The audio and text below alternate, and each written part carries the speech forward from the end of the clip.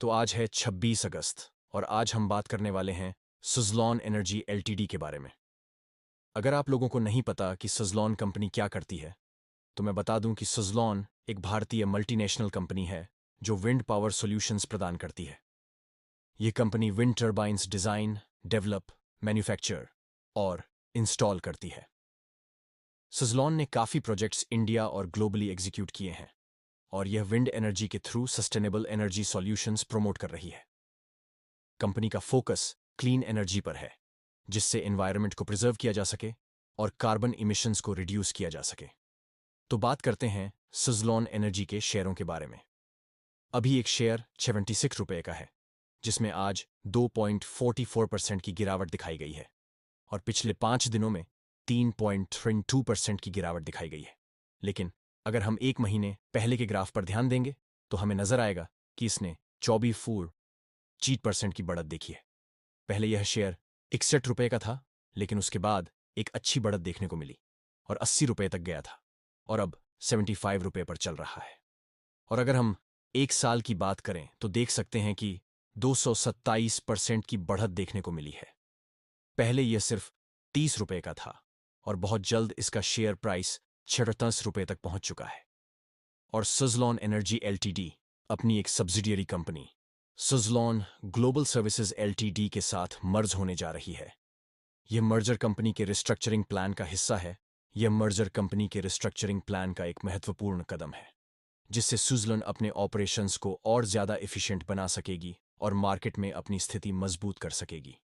पिछले 3 महीनों में इसके शेयर लगभग 200% तक बढ़ चुके हैं। मार्केट एक्सपर्ट्स का कहना है कि अगर मर्जर और कंपनी के स्ट्रैटेजिक इनिशिएटिव्स स्मूथली एग्जीक्यूट होते हैं तो शेयर और ज्यादा बढ़ सकते हैं। कुछ एक्सपर्ट्स का अनुमान है कि सुज़लॉन के शेयर होंडो से 102 तक पहुंच सकते हैं।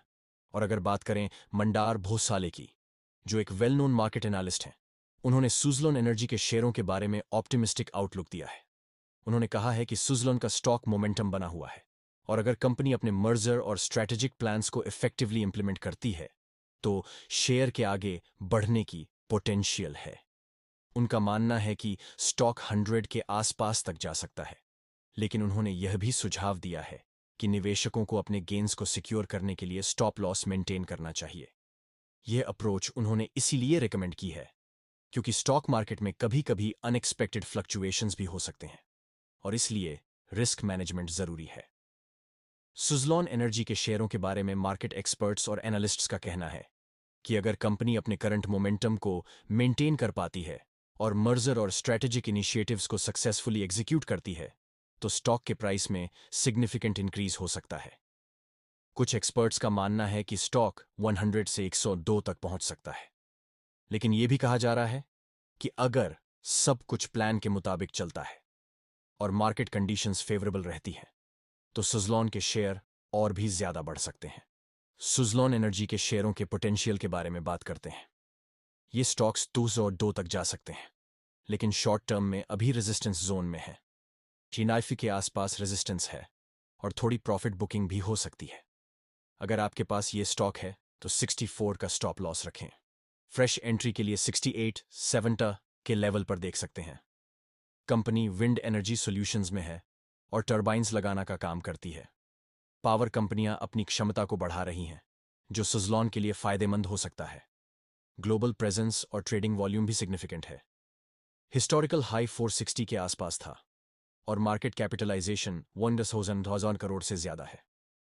एनालिस्ट्स का कहना है कि ज्यादातर बाइंग की सिफारिश कर रहे हैं, लेकिन कुछ सेलिंग भी सजेस्ट कर रहे हैं। कंपनी अभी डिविडेंड्स नहीं दे रही है, लेकिन भविष्य में पे आउट शुरू हो सकता है। कंपनी का प्रॉफिट और रेवेन्यू लगातार बढ़ रहा है।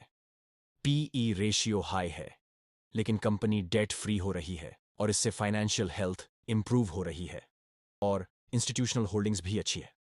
रिटेल और अन्य निवेशकों मिलाकर 36.63% होल्डिंग है।